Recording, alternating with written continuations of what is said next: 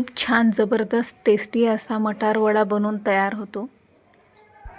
चवीला भन्नाट, वरतून कुरकुरीत आणि आतून मऊसूत खूप छान असा हा टेस्टी मटार वडा बनवून तयार होतो। हिवाळ्यामध्ये ताजे मटार अगदी बाजारात सहज उपलब्ध असतात, त्यामुळे हिवाळ्यात हे वडे तर बनवायलाच पाहिजे। चला तर आपण आज मटार वड्याची रेसिपी पाहूया।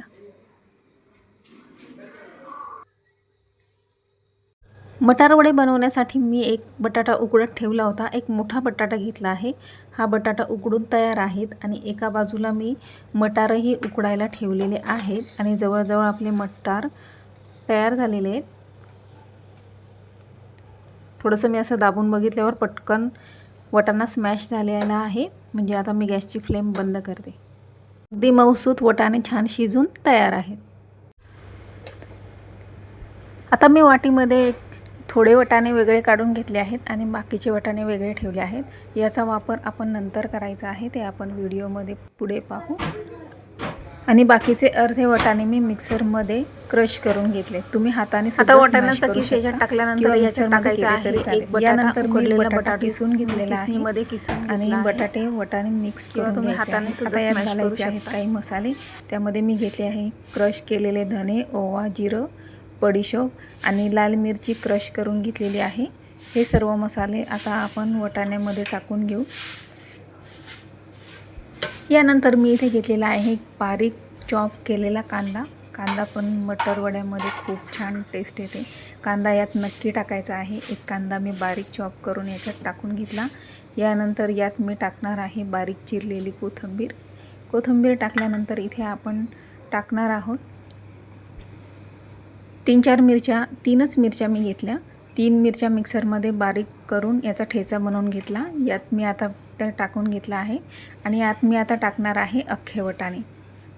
अख्खे वटाण्याची याच्यामध्ये खूप छान चव येते आणि दिसायलाही वडा सुंदर दिसतो, त्यामुळे यात काही वटाणे अख्खे मी काढून घेतले होते, ते आता यात टाकून घेतले। यानंतर मी यात टाकलं आहे मीठ आणि चवीनुसार मीठ टाकलं आणि थोडं काळं मीठ पण मी इथे घेतलं। आता सर्व बॅटर व्यवस्थित मिक्स करून घ्यायचे।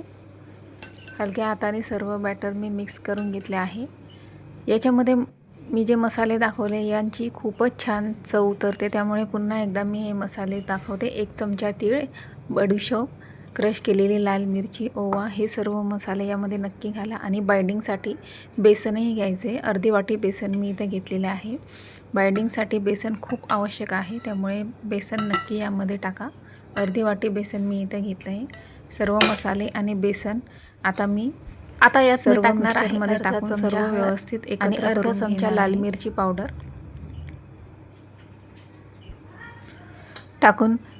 टाकून बॅटर पुन्हा व्यवस्थित सर्व एकजीव करून घ्यायचे आहे। सर्व मसाले व्यवस्थित एकत्र झाले पाहिजेत, यासाठी मी सर्व मसाला छान एकजीव करून घेतला आहे। आणि यानंतर याचे हलक्या हाताने वडे करून घ्यायचे आहेत। वडे करायच्या आधी हाताला तेल चोळून घ्यायचे आहे, म्हणजे बॅटर आपल्या हाताला चिकटत नाही आणि छान वडाही वळवता येतो। यासाठी मी हाताला आधी तेल लावून घेते। आता एक वडा मी तुम्हाला हातावर थापून दाखवते। याप्रमाणे वडा थापायचा आणि यानंतर वडे आपण तळून घेणार आहोत। आता वडे तळायच्या आधी सर्व वडे मी हाताने थापून तयार करून घेणार आहे। आधी सर्व वडे तयार करून घेते। वड्यांना तुमच्या आवडीप्रमाणे कुठलाही शेप देऊ शकता। गोल आकार किंवा कटलेटच्या शेपमध्ये सुद्धा तुम्ही हे वडे करू शकता। मला इथे चपटे आवडतात म्हणून मी चपटे केले आहे। तुम्ही तुमच्या आवडीप्रमाणे कोणताही शेप देऊ शकता। सर्व वडे माझे आता इथे तयार झाले आहेत। 2 वाटी वटाण्यांमध्ये माझे 6 वडे इथे तयार झालेले आहेत। 6 ते 7 वडे। तुम्हाला जर वडे जास्त प्रमाणात करायचं असेल तर याचंच दुपटीच्या प्रमाणे सर्व वस्तू घ्यायच्या, म्हणजे वडे छान तयार होतील। आता वडे तळण्यासाठी मी गॅसवर ठेवली आहे कढई। कढईमधले तेल छान तापवून घेतले आहे, पण वडे टाकायच्या आधी गॅसची फ्लेम मीडियम टू लो ठेवायची, म्हणजे आपले वडे छान कुरकुरीत असे तळले जातात। वडा आतपर्यंत छान तळला जातो, कच्चा राहत नाही। फुल फ्लेमवर वडे तळू शकतात, यासाठी गॅसची फ्लेम आता कमीच ठेवायची आहे। वडे तेलात सोडण्याआधी मी यावर पुन्हा तीळ टाकून घेतले आहेत वरतून, ते दिसायलाही सुंदर दिसतात आणि चवीलाही छान लागतात। आता गॅसची फ्लेम मी कमी करून वडे तळायला घेते. सुरुवातीला मी 2-3च वडे तळणार आहे, म्हणजे वडे छान तळले जातात. A1 स्वप्नज किचनच्या छान छान रेसिपीज पाहण्यासाठी तुम्ही चॅनलला सबस्क्राईब नक्की करा. बेल आयकॉन नक्की प्रेस कराल, म्हणजे माझ्या व्हिडिओचे सर्व नोटिफिकेशन्स तुमच्यापर्यंत पोहोचतील. आणि हे व्हिडिओ तुम्ही तुमच्या मित्रपरिवारामध्ये सुद्धा शेअर करू शकता, इंस्टाग्रामवर शेअर करू शकता किंवा व्हॉट्सअपवरही तुम्ही हे व्हिडिओ शेअर करू शकता. वडे आता एका बाजूनी मला झालेले दिसत आहेत. आता मी याला उलटून घेणार आहे. एका बाजूने छान कुरकुरीत असा वडा तळून झाला आहे. आता दुसऱ्या बाजूने आपल्याला कमी आचेवर असेच वडे तळून घ्यायचे. हे वडे तळून झाल्यानंतर आणखी बाकीचे जे वडे उरले आहेत ते पण आपण टाकून यात तळून घ्यायचे. आता वडे मला जवळजवळ झाल्यासारखे वाटत आहे. आता मी हे एका प्लेटमध्ये काढून घेते.